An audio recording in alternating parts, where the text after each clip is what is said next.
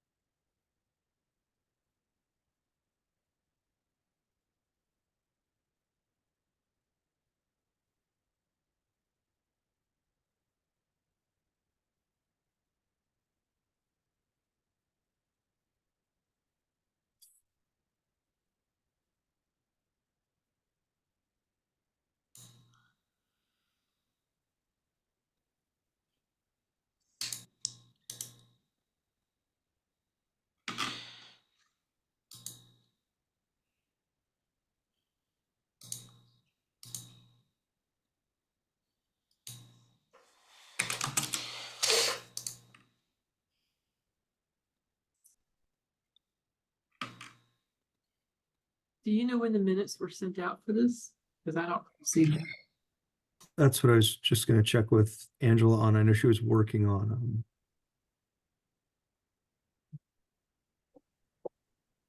I think she was waiting on some stuff. I'm looking. I don't think they were sent to everyone. I think Anthony sent the draft to Angela. I mean, I don't see them. I mean, Angela's here. Can you hear us, Angela? If we need to, I can put a copy there. I think they're just one page. I can paste them in the chat. Maybe I know you probably need Yes, a little more time. yes, Did you could you get do to that? send them out, Angela? No, I didn't send it to everybody, just send it to you. Okay. All right. Let me get a copy real quick and I'll paste it in the chat. Thank you. All right. While Anthony's pulling up those minutes, I know we've talked about them. I'll go ahead and share the unsheltered numbers.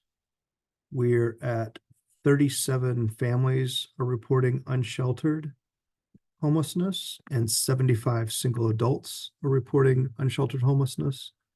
37 families are reporting at risk of homelessness, and 43 singles are reporting at risk of homelessness. So we are seeing families come down a little bit, and our singles are kind of staying pretty high, even though we've gotten urban ministries back up to full utilization. And Nicole Lamb and I were speaking this morning about entry point and singles at urban ministries. And I've been hearing from urban ministries that folks are coming in and staying for a few days, then they are self-exiting, and we'll call coordinated entry to go back on the list again. And then Nicole and I were talking, and she says she'll call the folks who are back at the top of the list who self-exited, and they're reporting, we don't want to go back to urban ministries. So we've got folks who are kind of coming and going on a revolving door, but they don't want to go back into the shelter, and they don't want to go to rescue mission either. So we've got this group of folks who don't want the shelter services that we have available, and a higher than maybe not higher than normal, but a good number of substance abuse issues going on as well. One of the other trends that just came up, according to Nicole, I'll give you a minute to share, is in the last couple of days, there have been 5 new people who have contacted Entry Point who originated in El Salvador and were in Orlando, and Orlando, Florida bought them bus tickets and told them to come to Durham because it's cheaper, it's relaxed, and there's more job opportunities. So 3 single men and 2 single women, none of them were related, all in their early to mid 20s, it sounds like, that are here and trying to figure out how to not be homeless in America after a trip from El Salvador. So those are, Nicole, anything else you want to add or share? Yeah, so when I've asked them, they said someone bought them bus tickets and all 5 of them came from Orlando, but came into DSS buildings separately, except 3 males this morning. And they stated that they don't know who bought them the ticket, but basically they got on the bus on Friday, came to Durham bus terminal Friday, and has been staying at the bus terminal since until DSS building opened up this morning. And they came in and they just stated that they're looking for day labor and they don't have a place to go. I tried to divert them back to Orlando, a place for where they can be not unsheltered. And they said they don't have any family. And they all came from El Salvador, but went to Orlando 30 days ago, tried to find work and places to stay, said it was too expensive. And a person came up to them and said that Durham is less expensive, has more jobs, and gave them a bus ticket to get here.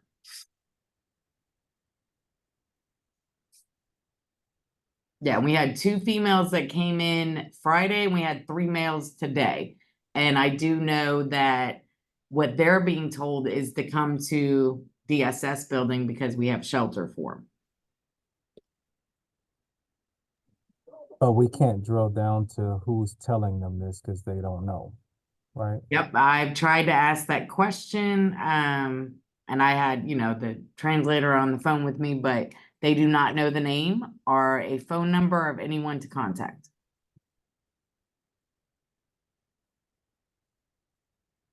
But I know last month we had 2 families that came from Chicago that I don't think it was El Salvador though. Colin, do you remember where? I can't remember where they came from, but I know they came from Chicago. I knew they came from Chicago. I don't know their country of origin. You said they were Spanish speaking Yes. mainly, and they were Mhm. large families, like 7 and 9 people, if I Yes. remember correctly. Yep. And they were coming from Chicago, and the same thing as they were put on a bus to come to Chicago. But they said they had family here, but the family wouldn't take them in. So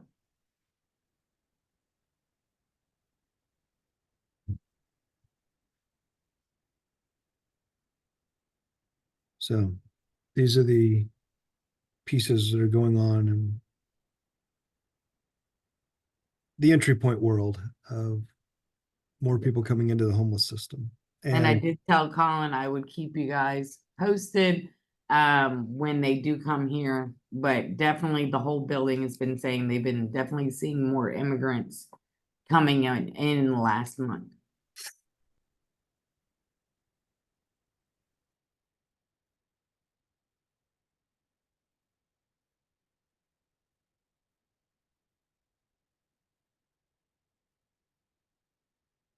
And I think Anthony put the minutes in the chat. If folks were able to pull those up. I don't know. Please alert me if anybody clicks them and they don't open. I tried it and it did work. I just want to make sure it works for everybody else. I had to download it, Okay. and then Glenn, you said it worked. It worked, right? Okay, perfect. Thank you.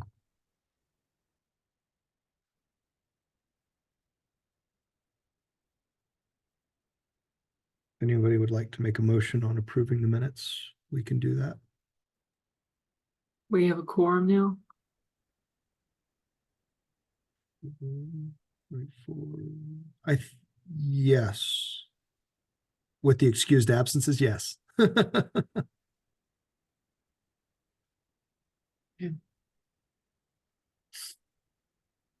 need a minute to read over it. Sure. We can give everybody a few minutes.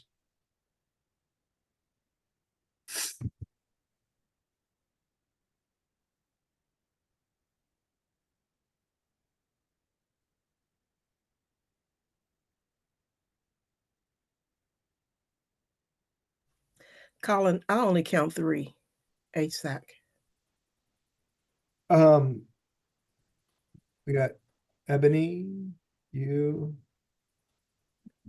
1, 2, 3, And and Helen. Jason. Jason, Oh, okay. Sorry, Jason. Yep, you're good. All all right. good. I'd like to say, I've unfortunately had to miss about the past 2 or 3 of these meetings in HSAC because it's coincided with some board meetings and some things I had to render counsel here. So I'm pleased to be back, and that explains the past couple months. Welcome back.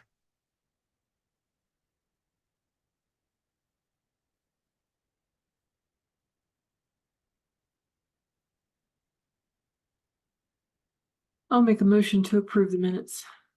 All right, is there a second? Exhibit A Hotel, 4919 South Miami Boulevard. Exhibit A Hotel. Anybody want to second 4919 Helen's South Miami motion to Boulevard. approve the minutes? I'll be still Ebony. reading.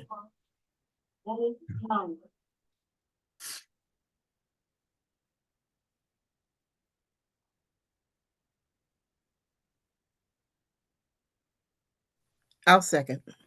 All right, thank you, Ms. Holmes. All in favor, please vote in the chat.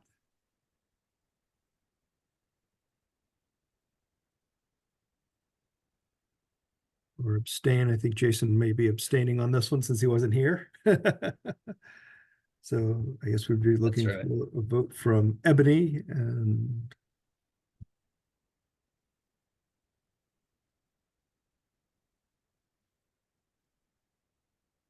all right.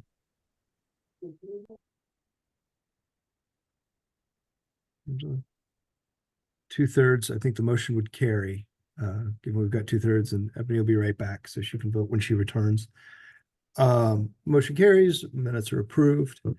Let's move into our agenda for the day, and it's really to kind of talk about white flag and sort of get a little bit of an update from Drew as to what he's seeing, what he's learned, and kind of talk about what we may want to look at doing for next cold weather season, as we obviously have capacity issues in white flag, and the Heart team was able to stand up some tents over a cold weekend that we had with the help of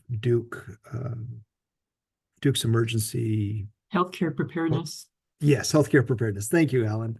I just can't remember the title of that. So yeah, the healthcare preparedness group had some tents that they loaned to the Heart team and a generator that generated heat for those tents. And Department of Parks and Rec allowed them to set up on one of the parks for that cold weekend. It's not a sustainable model because the Heart team had to sort of flex all their schedules and try and keep their normal day-to-day work moving. So in an ideal world, we'd be able to set up kind of a no turn away and increase our capacity beyond our 10 hotel rooms and our 6 beds for men, 4 beds for women, and 3 overflow spots for families. So kind of want to talk through what we're seeing.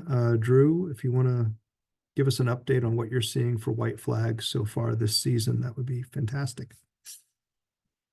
Sure. Thanks, Colin. Hey, everyone. I think I know most on this call, but my name is Drew Wotan. I'm the executive director at Open Table Ministry. As Colin said, we're currently operating 10 emergency shelter rooms at the hotel, one of the extended stay locations over on South Miami Boulevard. We have 6 rooms for families with children, 4 for singles or adult couples without children. We have seen some traction with exits to positive destinations. Most folks are working to along the process of their PSH or the rapid rehousing referral processes. Some folks have been connected with either FMF or UMD, so we've had some turnover. I think notably during the cold weather snap we had in January around MLK weekend, I think the big question is utilization of folks that have been referred to overflow rooms at Families Moving Forward versus the demand that we saw for hotel rooms that weekend. So I think overall what we're able to really do this winter is provide intensive case management. Everyone who's in that shelter has a very clear and well-supported housing stabilization plan, and would love to explore what future white flags look like. Colin, that's just kind of what's going on this year, but I'm happy to talk about bigger questions, and I'm happy to let you guide that conversation as well.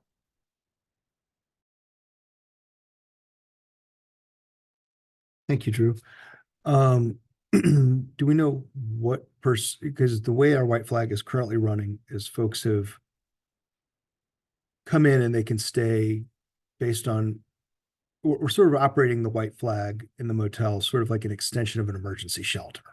So people are kind of in there and are expected to be working on their housing plans, and it's been open regardless of temperature. And there have been a few turnovers, mostly on the family side, is what I recall. Is that accurate, Drew? That's correct. Yeah. So we need to be looking at, in the next cold weather, how do we set something up that we can sort of do a no turn away? And how do we find a solution for families and for singles in a location that maybe is a congregate space?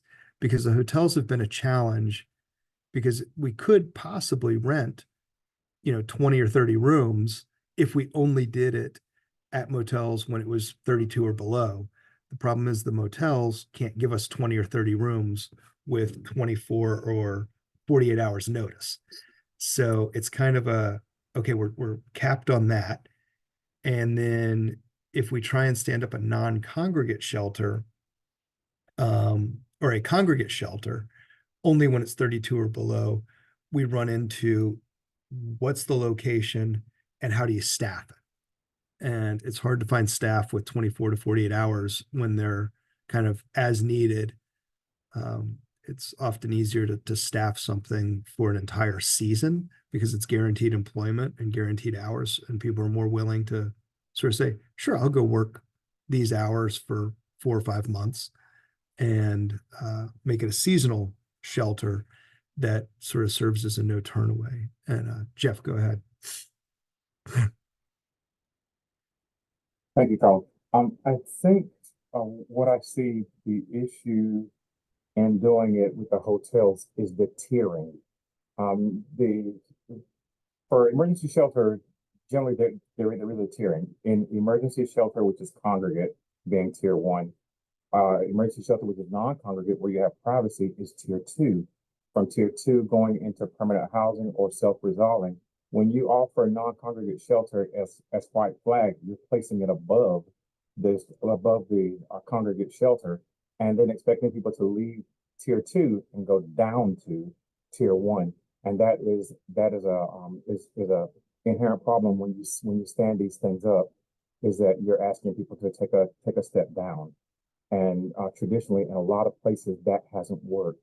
I think what we're doing here is wonderful as a first step. But I think moving forward, we have to look at the reality.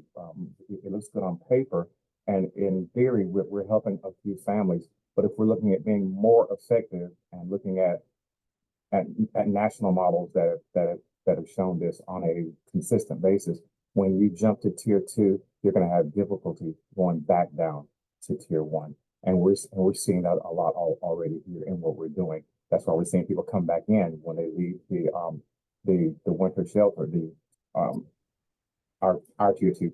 When they leave that, they're not wanting to go, and you have people who, on a couple of instances where we're having almost forced them out. And understandably so, if you put yourself in their position, especially families, when you have children, do you want to take them from the room into a congregate space? It's a difficult choice to force a family to make. That's my commentary.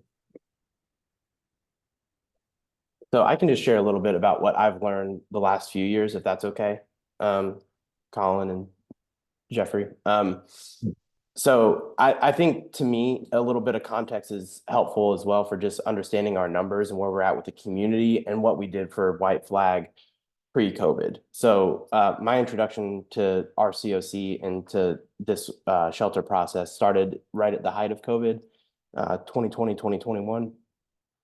My understanding pre-COVID was that White Flag was overflow at UMD, some overflow at FMF, and then whatever UMD would kind of offer as well.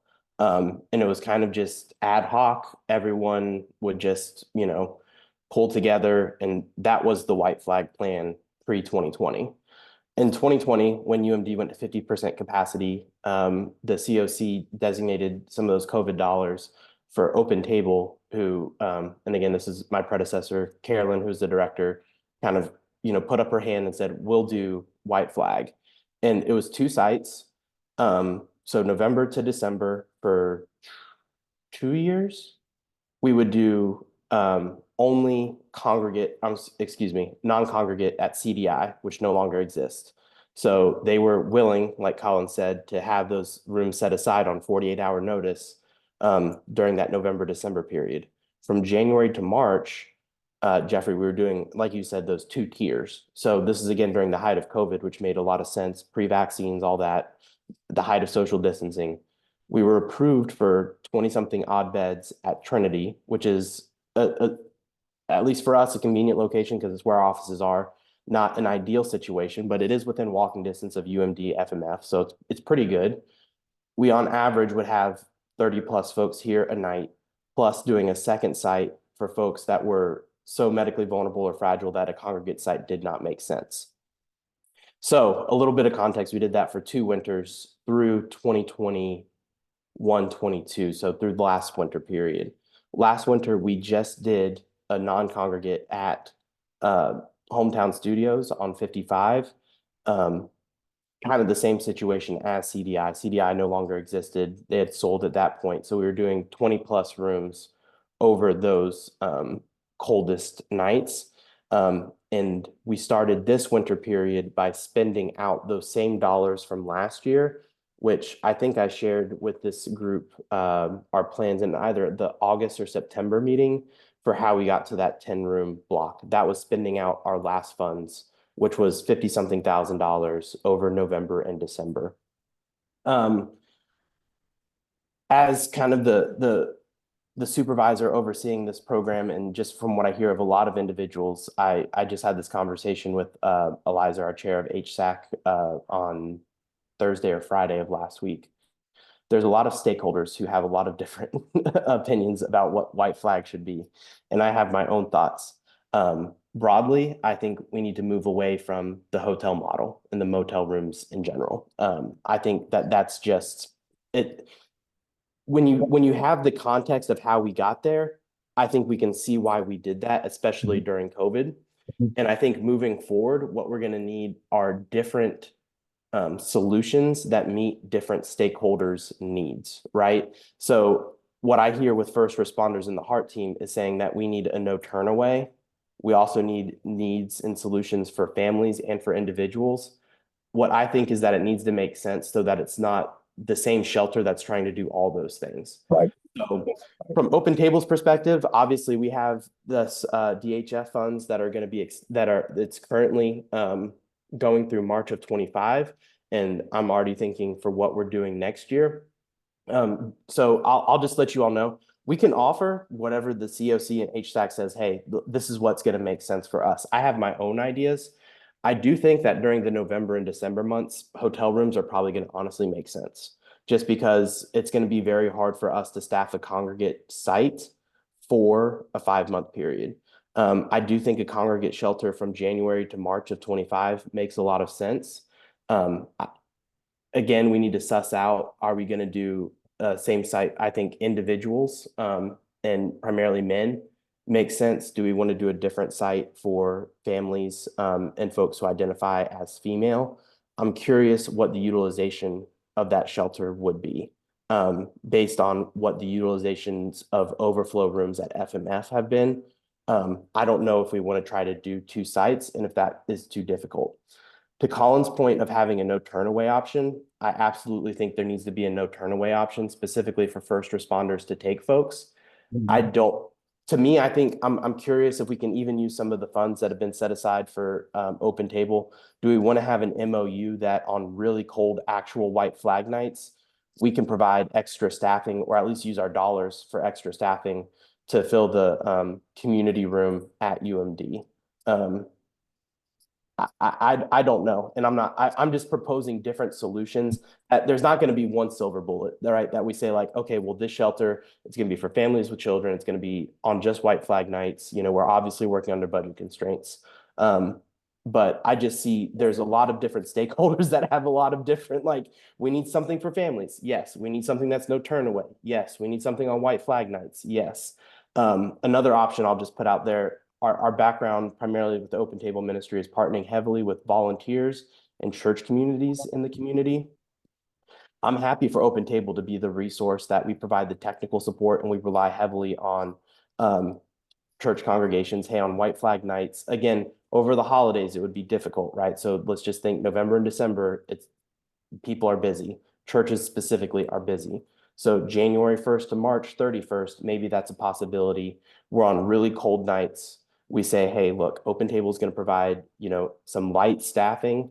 We'll provide all the technical support and the training, but it's on volunteers and churches to really set up that shelter. We can provide mats and things like that. Again, what we're going to bump into, though, is that's not a no turn away option, right? Like, I'm not going to ask volunteers to be letting people in at 2 a.m. when people are getting discharged from the hospital. Like, from my perspective, I can't ask volunteers to do that. So again, we're going to need a no turn away option at UMD or have something else that's in place, some type of MOU or something, so that there's just different levels of support for different folks, if that makes sense. And again, from my perspective and from Open Table's perspective, we want to do what's best for the community. So I just think having a clear understanding, like and where we just bump into with the hotel room options, because I still do honestly think that there are some folks that congregate shelters do not make sense. But if we just want to say we're not doing hotels, we're not doing hotels, that's just going to be hard to tell some people. So I just want folks to have these are just the conversations I have where it's like, we're all doing the best we can with very limited resources. And you know, I kind of just want somebody to tell me, hey, Open Table, do this. But at least for where I'm at too, it's just, we need a multifaceted approach to meet all these problems. Jeffrey. I do want to say this, Drew, and I didn't preface this. I think Open Table has done an amazing job under very, very tight constraints, under very, very tight timetable. I know that situations that you were having as you were coming in as ED with not having the Trinity site and Trinity site by location, it is ideal. I think the stairs were an issue, but you guys did an amazing job. So I want to make sure that I commend you on that, on you and your staff for what you've already done. And I agree. It's not on Open Table to try and make this work, but on us all to pull in all resources, looking at all agencies that are involved, with us at the COC being involved, with congregations being involved. In the past, right when I came from Balance of State, we made this a mission project for the Sanford Ministerial Alliance, and we put it out early so that even during the holidays, we had congregations who had people who didn't really have family who actually wanted to do it during the holidays because it gave them some people to be with. And we hit the Sanford Ministerial Alliance, and their large churches committed people to just 2 days. So yeah, during the holidays, we were able to. I think 4 weekends, if I'm not mistaken, either 4 or 5 weekends, we didn't have somebody. But the weekdays and the holidays, we had someone that wanted to come in just by putting it to the churches. So I'm not saying that it'll be the same thing here, but we won't know if we don't ask. So again, I want to commend you on what you're doing, but I also want to kind of task us to make sure that we're helping you with the solution and that we're doing this. You mentioned all types of multi-pronged approaches, and they were all very, very good approaches. So again, I just want to commend you on that. Thank you.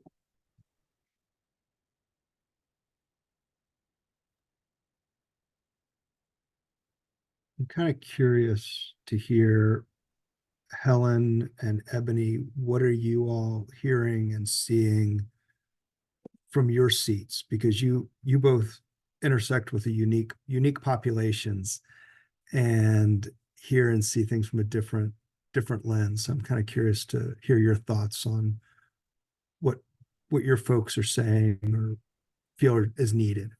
At first, Drew, you and your team have done an amazing job. Thank you so much for including us so that when we get your email, we are trying to get our families connected. I think one of the things, and I think, Colin, you and I had this conversation before.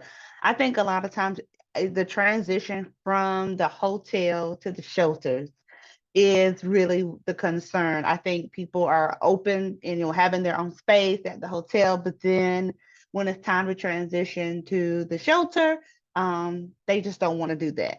I won't say there's only been a few that has had a hard time transition. I know you're nodding your head, Nicole, because we've had others who would just, go over, but we had maybe one or two that decided not to, and that family is still currently in her car with her children. But other than that, it has been great to be able to connect our families with shelter.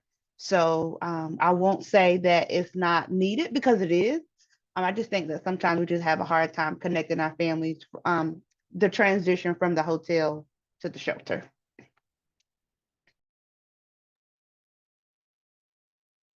I appreciate, Open Table has been an amazing partner for a number of years. I know we started our program back in 2017, and Carolyn was one of the first people that I reached out to be able to work with, and y'all have just always done amazing work, and I appreciate that. Our folks have really appreciated having that notice, that option for first responders to be able to take people somewhere in the middle of the night if that happens. I don't know how much they've actually used it, but I do know that they've appreciated getting the emails and having the information, and sometimes that just makes all the difference anyway. I've not really heard a lot of feedback from our folks as far as how they think things are working, but I'm hearing more silence this year, which is probably a good thing. Sometimes when you're not hearing stuff, it's actually a good sign, right? That means they're not griping and complaining about something. It's like, oh, it must be working, so they're not saying anything. So I think that's a good sign, and I'm not hearing a lot right now. Whereas in years past, I have heard a lot. What do we do? What do we do? What do we do? Well, now they have an option. So we really appreciated that. I will say, if I can, and Angela, you may want to comment on this. This conversation, last month when we had this meeting, we did a little poll and were asked to go back to the lived experience work group with some additional thoughts. And so I want to invite us all to be aware that the lived experience work group isn't just name only and function only, but there are real solutions being discussed and developed. And so if you, Drew, I suspect you have worked with the lead group in some capacity, or individuals from the Heart team who may be involved with the lead group. If not, I would love for the lead group to have a chance to be a part of some of the discussions and weighing in. Because just last month, after this group set out the priority of what would make this system more robust, some advanced ideas came up too, which I will report out at probably by the next meeting that we have at Policy and Planning. But that should be the case for everybody on the call. If you're in an environment where you can be open to accepting some involvement from the lead work group, please let us know. We're happy to participate in your meetings or among ourselves to come back with recommendations for you. So just a shameless plug for the lived experience work group.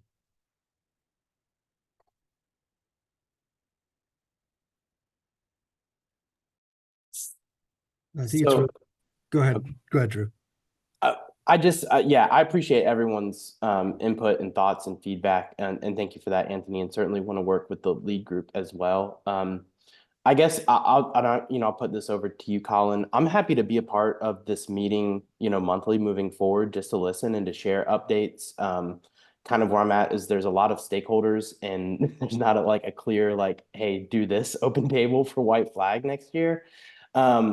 I would love for us to have a plan by April of what we're going to be doing for next year, knowing that it's never going to be enough, right? I think that's part of the issue too, is that we're never going to check all the boxes, and next winter is going to roll around and we're obviously going to be like, I wish we had more. I agree.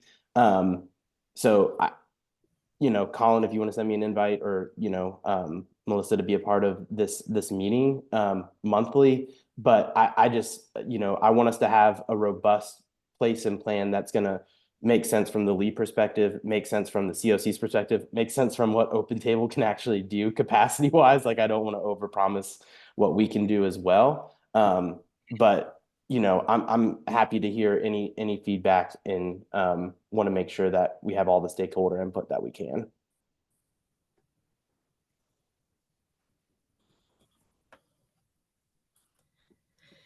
Hello, this is Angela. I would enjoy being a part of this meeting. But Nicole, I got another meeting. Okay, no problem.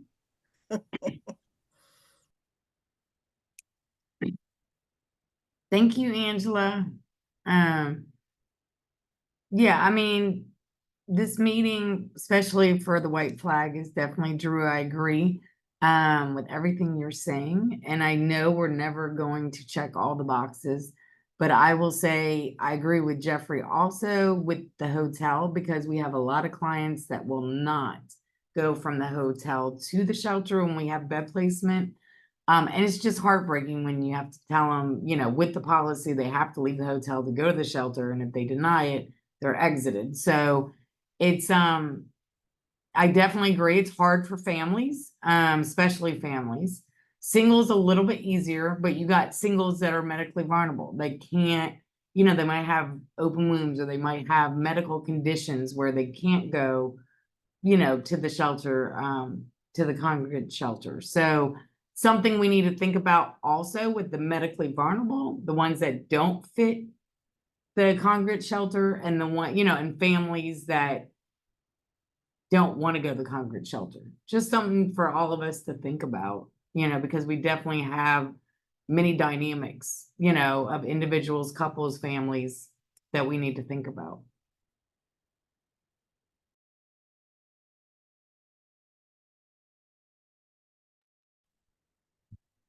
Go ahead, Helen. You're muted. Sorry.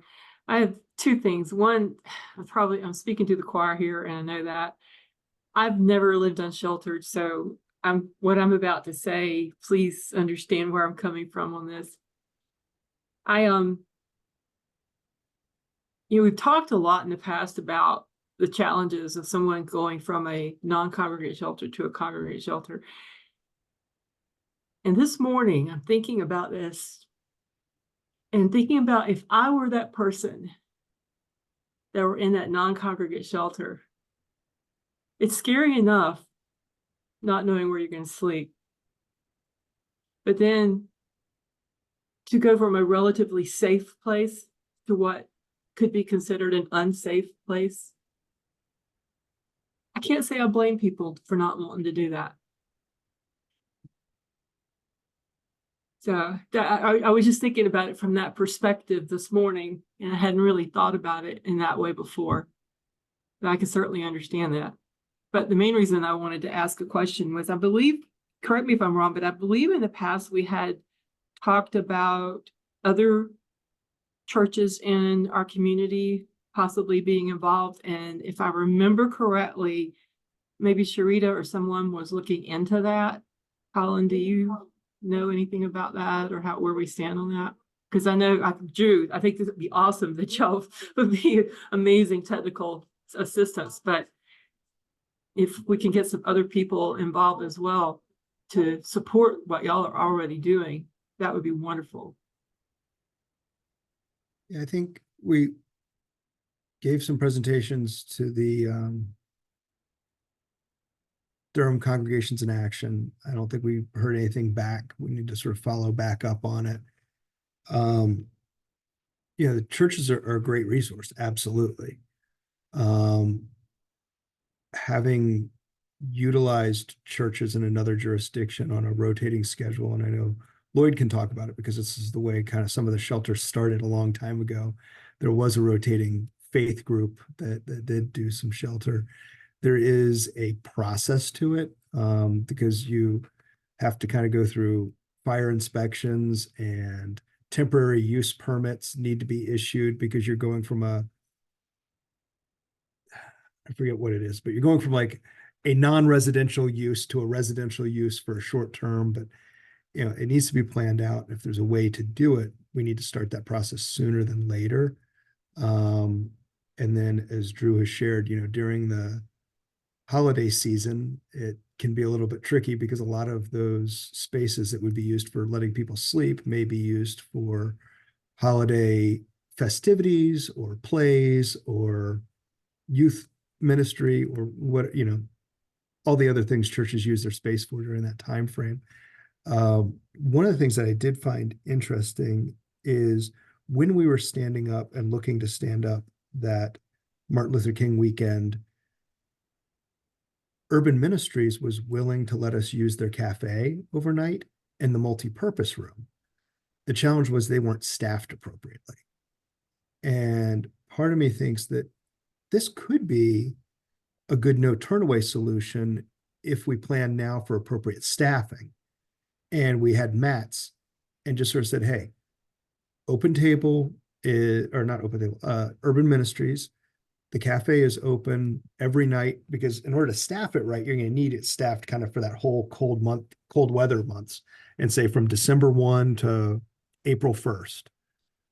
Come as you are, men and women maybe are on the cafe side with some sort of a temporary barrier put between the two, and families in the multi-purpose room, or men in the cafe area and women in the multi-purpose room. But then that leaves us, what are we going to do with the families? And maybe that's the piece where, the faith community could sort of take families on a rotating, like, Church A has the first week of November and Church B has the second week. And then the month of December, we just do hotels for families during that time. But it would be tough to do a no turn away for families in motels because of the challenge of getting rooms far enough in advance. And I'm not sure what the solution is, but that is kind of something I thought might be a good solution. We'd have to obviously find the funding or partner with Open Table to perhaps provide the staffing at Urban Ministries provides the space, and Open Table has the staff. There's a couple of ways to slice and dice it. And then great idea, Helen. Yeah, definitely look at the at those folks and making sure we've got appropriate supervision for them. That's gonna be the challenge. So we're gonna need some paid staff. Do you think the Heart team, I mean, they were, they did a Herculean effort to stand up the tent. If, there was some type of MOU with UMD providing the space, we provide some staff, but like, I think then part of it too is we have to have staff that's trained to bring people in who are medically vulnerable at 2 a.m. The Heart team have capacity to show up on those white flag nights to do that, to make it true no turn away? Depends on what the medical needs are. I mean, Yeah. they're not medical providers.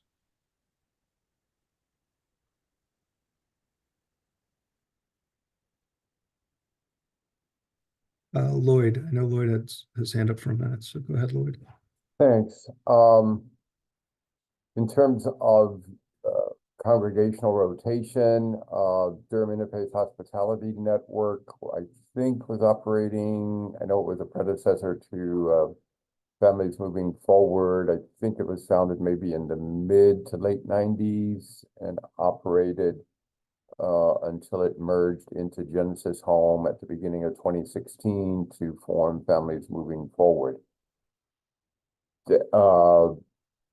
At that time, when it was operating with that congregational rotational model, they had, I think, eight or nine congregations that actually provided hospitality to, I think, 3 to 5 households a week.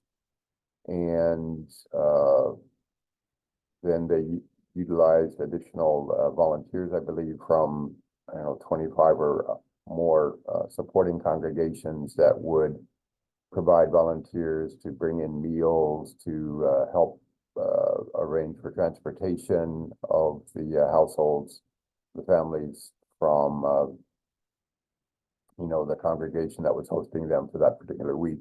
They did have a house on North Roxborough Street that served as kind of a day shelter or day environment for some of the households as they, I think, needed to exit the many of the congregations during the day to allow other congregational programming in those facilities. So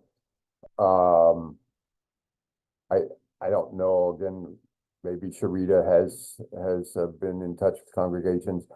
I suspect that some of the congregations that are currently heavily involved with Families Moving Forward now would perhaps be reluctant to move back to a congregational or rotating congregational model, just because when Durham Interfaith Hospitality Network merged into Genesis Home to Form Families,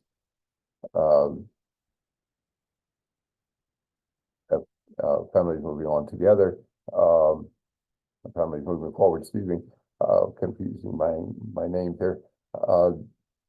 The suggestion was that the way the congregations would support families experiencing homelessness would be through volunteering and supporting Families Moving Forward. And Colin, you've already mentioned some of the challenges of a rotating congregational model. Even when it was operational, it was serving, I think, again, generally 3 to maybe maximum of 5 households, families at any one time. I did want to also offer a comment. I think Helen's comments about the stress of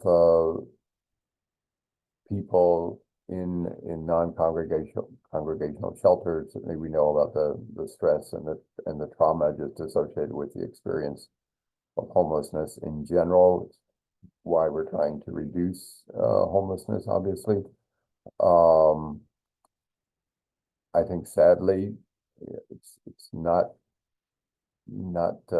ideal to ask individuals or families to move from a non-congregational or non-congregate facility to congregate facility. But I think it's in some ways, if it's the best the community can offer, it's the best the community can offer. It's one of the reasons we're trying to encourage households to explore diversion opportunities and try to reduce the number of households that come into the system at the front door as much as we can, and we can continue to do that. It is a tragedy and it is stressful. I think one point to clarify particularly for families is that, they do have a private room whether it's at Families Moving Forward or at Urban Ministries, they do have a private room with a private bath. Generally a smaller room than what they might have at a non-congregate hotel. But it's not unlike that. So a few additional comments. Thank you.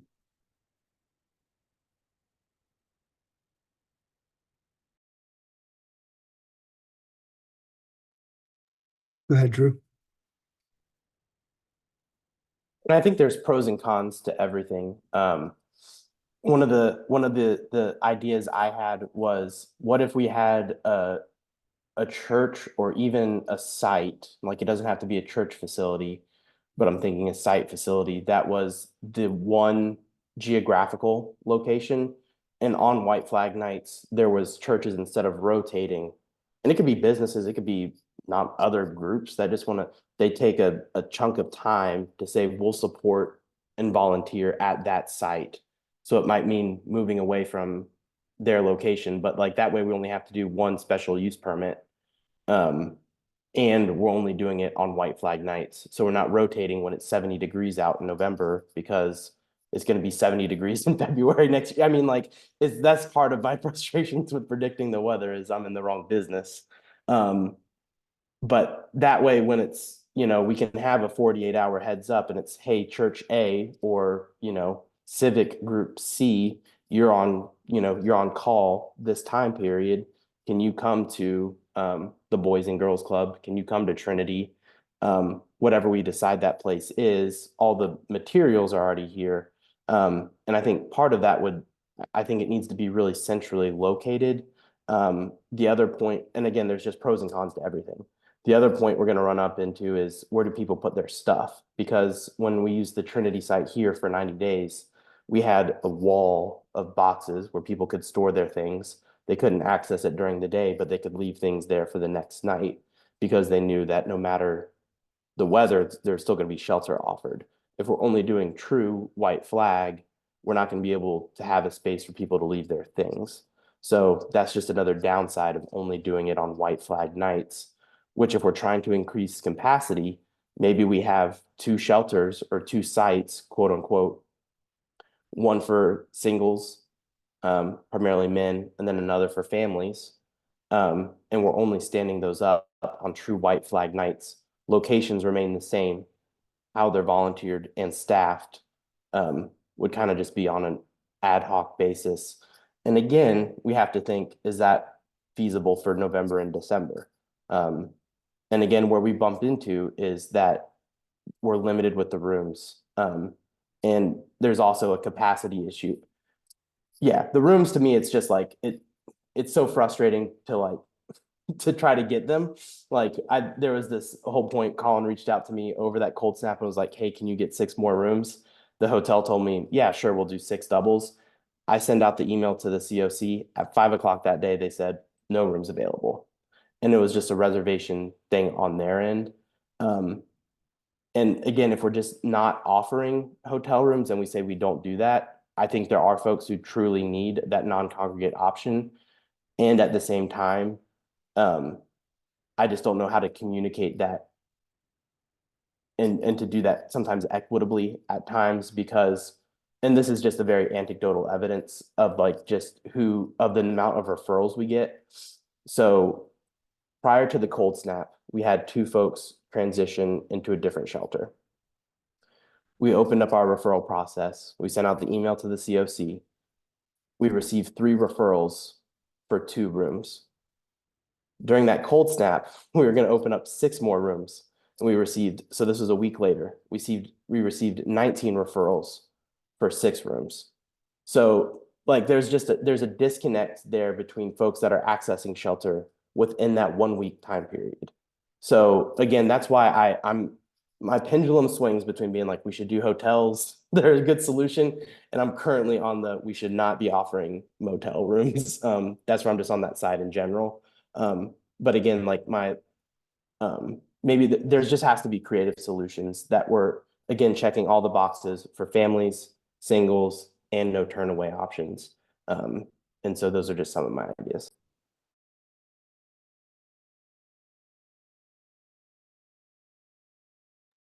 I will say, if it's okay, Colin, prior to us starting the lead work group, one of the desires we had was to hear from, kind of the unsheltered folks, in shelter, and then folks recently housed.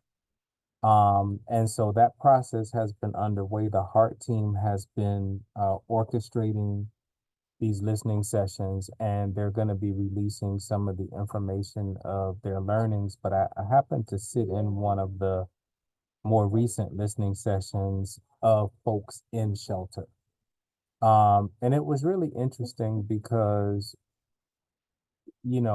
among the chief complaints of being in shelter was the restrictive nature of it. So restrictive being, a 6 to 6 curfew or whatever the curfew is, access to food at hours that are not between open cafeteria times, not being able to have food in rooms as a way of rodent reduction and all of that kind of stuff, but also not having a common space in the shelter where the food can be kept and accessed. So we had one example of this is there was a family with a disabled daughter who's on medication. The daughter takes medication at 6 in the morning and then doesn't wake up until 9:30 or 10.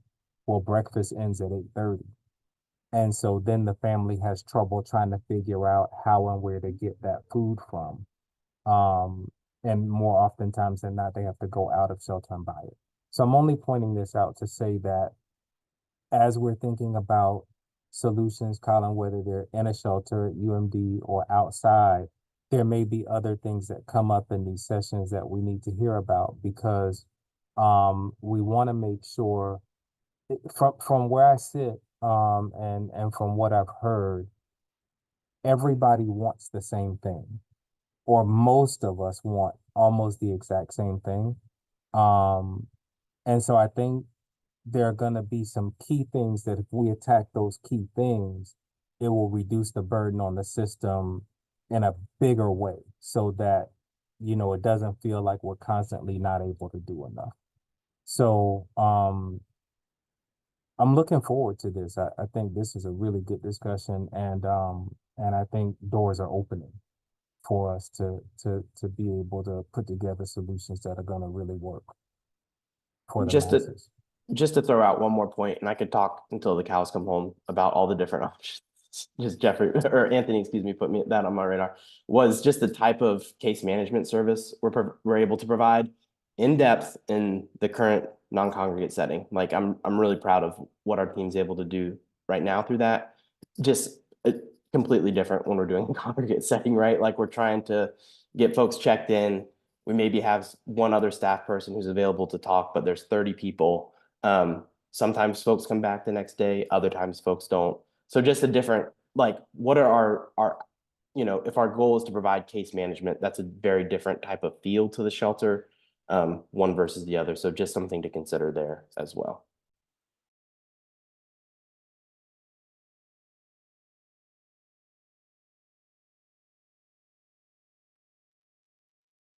Thank you guys for a great discussion. I think we've still got some work to do. I think we've got some good ideas laid out. And I think it is important for us to go back and talk to those who are currently unsheltered and sort of get their opinion and maybe lay out some scenarios and get some feedback on what do you think of this? What do you think of this? How would this work? How could you see it being better? And do some, low fidelity testing of these models in some small groups with the lead group perhaps taking some ideas of what would you do if the only option was going to urban ministries as no turn away from this time period to this time period? What would it look like? Throw out some ideas and do some testing and come back to the group with what we find out from that. What do you think of that as possible next steps?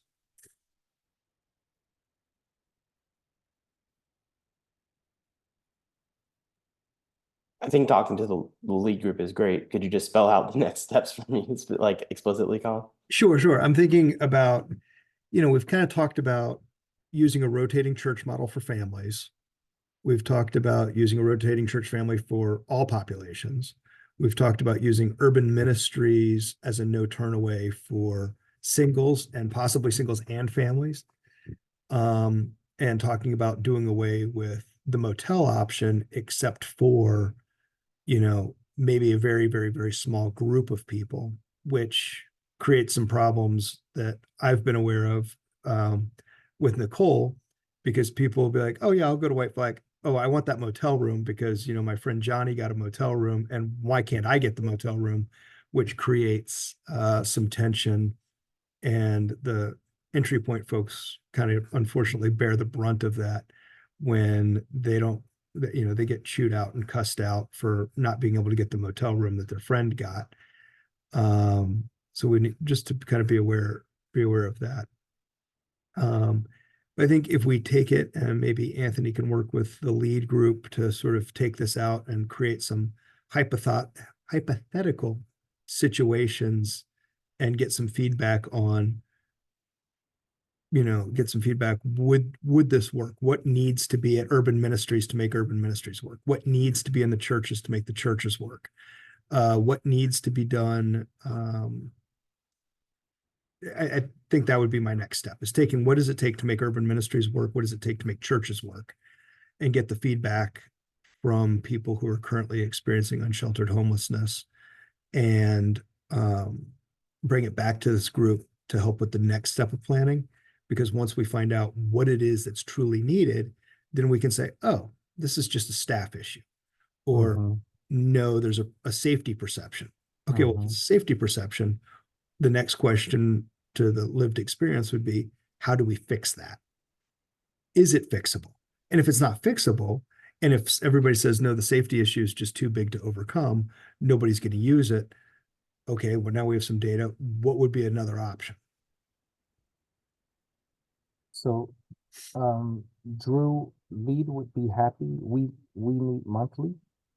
So we'd be happy to have you come for one of those meetings where we can change the focus to this conversation. Or if you're putting together a planning committee of some kind for this this process going forward, I'm sure anybody from lead would be willing to come and sit in and participate. So either way you choose to do it would be fine. I think it would be a helpful exercise anyway for you to just come to one of the lead work group meetings. And we can definitely spend some time with you and just talk about some of the things that this committee is seeing and raising in their observations. I think that would be awesome. The next one is actually next Monday. I'm not sure what your time frame is, and it is also a virtual meeting. So if you're willing to participate next Monday, I believe it's at either 2:30 or 3. I'd be happy to invite you. And then going forward, it's the third Monday of the month. Okay, thank you so much for that invitation, Anthony. I would love to join. Okay, perfect. Anthony, could you also make sure you invite Tasha or somebody from FMF and somebody from Urban Ministries? Because I think they've got a unique viewpoint on how those overflow spaces got utilized. I will absolutely do that. Because I think there's sometimes a misperception that those are always full, and I'm not so sure that that's always the case. I know hearing from Nicole and Tasha over the cold weather, there'll be 3 people referred to families moving forwards, overflow rooms, and one shows up or none show up. It's rare that all 3 show up. Yeah, I can say that yeah. Every time it's a white flag night, we do send 3 families, 2 families moving forward. And there's usually 1 out of 3 families that show up. And then we send 6 males and 4 women to UMD for overflow space. And most of the time, all males show up and maybe 2 females when it's white flag night. I don't see that as a bad thing though. I think that we need to oversee. Because if someone's not showing up, that means that they were able to work it out with family or friends or whoever and avoid being able to go into a shelter. That to me is a good thing. It keeps the stress on our system at least, lowers it for a particular time. It also is a good conversation point for whenever they do return to the system. What did you do then? How can we replicate that? If that is at all possible. Sometimes it's very, very cold and family says, I don't want you here, but I will let you come stay tonight because it's too cold to have you in the street. How do we then turn that into a diversion? What do we offer that family in order for you to be able to stay until you're able to get on your feet?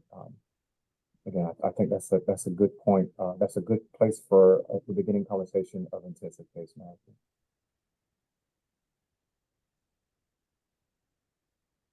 Okay, so I think we've got good next steps. Anthony, you're clear with what you need for the lead group, all right?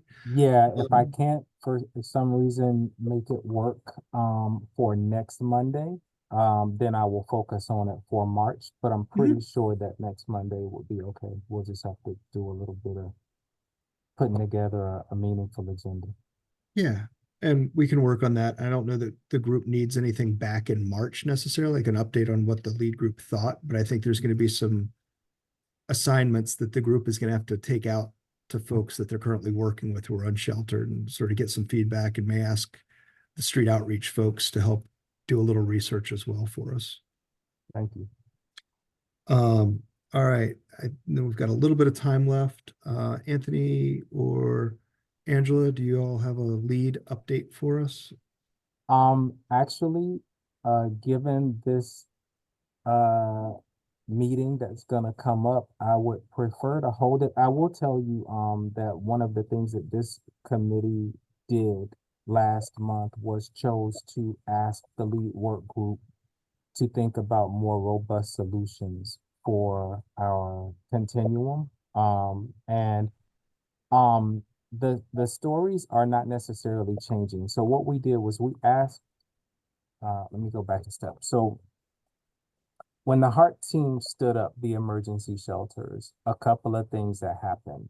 At the same time, Colin was able to have a good discussion with UMD and increase their capacity. And so for the week right after HEART team's emergency shelters, a lot of things happened. One, UMD took in 30 single men. 30.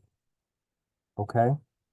The HEART team stood up the tents, and by night 3, they were serving 23 out of their 24 beds. So when Nicole's numbers came out, the numbers were literally in the teens for single people, either unsheltered and at risk and so forth. So we realized that we had done something amazing in the system just for that brief period of time, and it really took the burden off the system for a minute. Now we're of course seeing the numbers way back up, and as soon as the next week came, the numbers for singles were back up because the HEART team shelter was gone. Some of the observations that the lead work group had was that the LGBTQ folks who needed emergency housing weren't able to enter shelter either because they did not have an ID, or they were unwilling to deal with the Durham Rescue Mission because of the requirements that they had related to either church or work requirements. And that the HEART team had gone out and touched base with about 35 people prior to standing up their emergency shelter. But there were many, and that was over 3 locations. There were many other locations that they were not able to reach. So they really believe that the numbers are much higher than we're aware of. And I think that's one of the things that we should be looking at as well. So these are just some of the observations that the lead work group gave us the last time. And then some of the things they're really wanting us to look at in terms of possible solutions. And I'll throw these terms out, but please don't lock us into them. These are just the wish list kind of solutions. sanctioned encampments, safe use facilities. And I'll just tell you, all these rub me so wrong, but I have to say them because they're potential solutions. Wet entry shelters, and then of course more robust day services. I think, for example, there's only a couple of days a week now that folks can take showers, or a couple of locations where this can happen. There's only 1 or 2 places where folks can get mail, but the mail is limited to the most important pieces, not just general mail. So there's a lot of opportunity to create uh, better and enhanced services in the system. So those are sort of, what this committee asked us to talk about last month. We did, and this is what came out of that. We have more work to do on it. And I think these conversations with Drew and others will begin to start to form, a more comprehensive solution that we can really entertain, because there's more voices at the table to help us get through those talks. So that's it for me for the lead work group comment.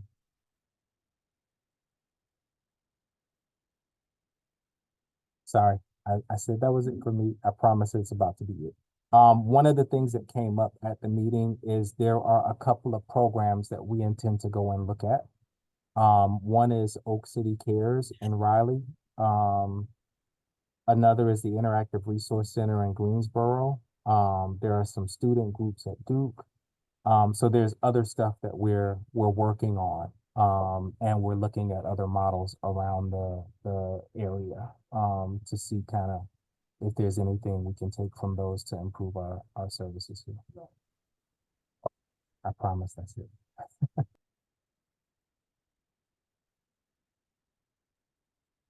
Thank you, Anthony. All right, any other agenda items anybody would like to go over? Otherwise, we can take a motion to adjourn. I have a very brief DHA update if we have a moment, Colin. Sure. And that is, some of y'all may have heard, but we've had a bit of a senior staff transition. The director of our voucher program departed in December to become the executive director at a out-of-state agency.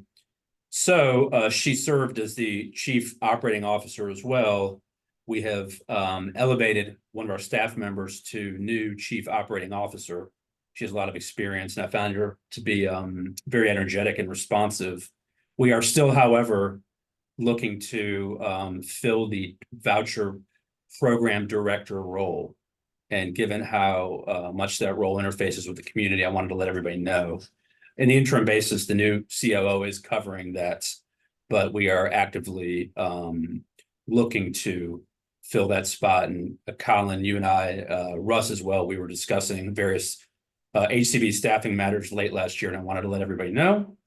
And we are in the process of looking to move forward with a new voucher director, but that is still in the works. So I wanted to let our community, partners and stakeholders know that.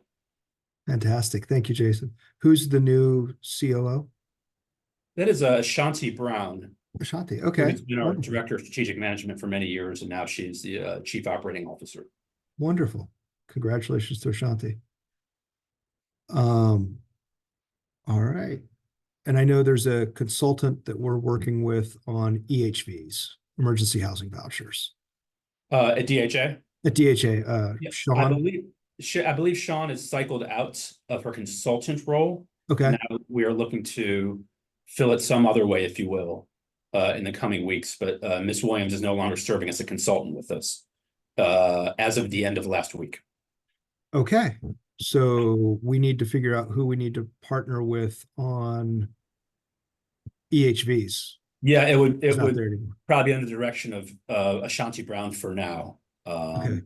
And Sherry Harris, I don't know if you've dealt with Miss Harris, is kind of mid-level management, if you will. Okay. So Shanti and Sherry would probably be the best contacts for now. And then as we bring someone new in, they would cycle in. All right. I'll reach out to Ashanti and sort of see how she wants us to proceed and let her guide us then. Jeff, I'll copy you on the email. Okay, because we, 'cause- I got a lot of those that have already come, the code is doing in mass. So there are many PhD applications that are now, that were sent to Sean and to the email, but, okay, thank you. Yeah, we just need to make sure we don't get things lost because we're trying to, Sean was trying to help us prioritize and get like 22 vouchers issued. Mhm. So we just need to make sure that stuff we sent over to her in the last week or two is not just lost somewhere. It would be Ashanti and then Sherry Harris would be the people for Okay. continuity. You got it. Yep. Colin, if we have a moment, I wanted to follow up to an item that was tabled from last month. Sure. So last month, the committee tabled the discussion about recidivism rates. I ran a quick report of system performance measures in our HMIS for calendar year 2023. And that report shows that in the prior 2 years, 531 persons had exited homelessness to a permanent housing destination.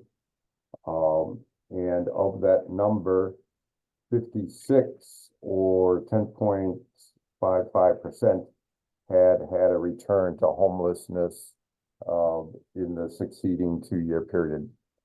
So roughly, kind of consistently, just slightly over 3.3% in 6 months. Similar percentage in the 6 to 12-month period, and a similar percentage in the 13 to 24-month period. But overall, just over 10.5% of the 531 households that had, or I should say, 531 people that had exited to a permanent housing destination had returned to homelessness in the following 2-year period. The other one other point I would add is that consistently the system is serving significant percentages of people that have not been in the homeless system previously. So, for example, during calendar year 2023, the HMIS says that we had 787 people who had entries into emergency shelter or transitional housing during the reporting period. Of that number, 76%, 598 of them, had not had an entry in our HMIS in the previous 24 months. When you add in the people who had been in emergency shelter, transitional housing, or permanent housing during the reporting period, that number was 967 people.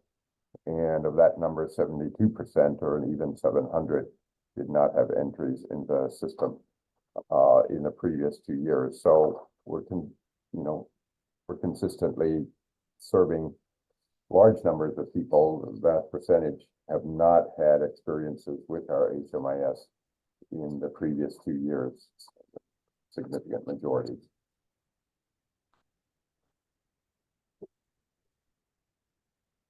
Thank you. Thank you, Lloyd. Questions, comments? Not seeing any.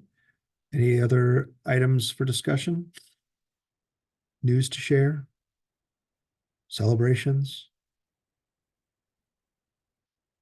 All right, I'll take a motion to adjourn. I'll make a motion to adjourn. I'll second it. There you go. You may vote in the chat or you can leave. I'll take either one as an affirmative yes. If you hang out, I'll assume it's a no. Have a good one, everyone. Thanks for all the hard work and great discussion.